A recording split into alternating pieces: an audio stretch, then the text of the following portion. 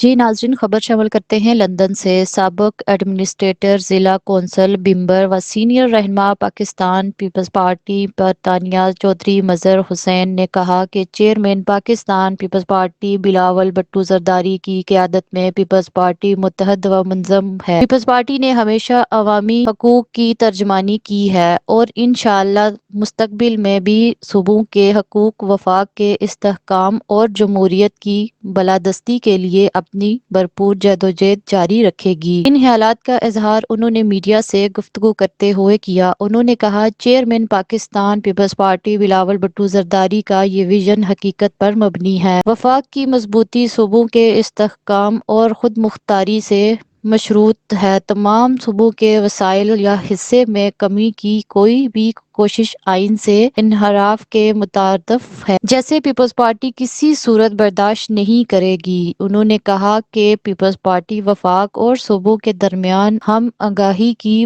علمبردار جماعت ہے۔ NFC ایوارڈ میں صوبوں کے جائز حصے کے تحفظ کے لیے پیپلز پارٹی ہر سطح پر مزاحمت کرے گی۔ جی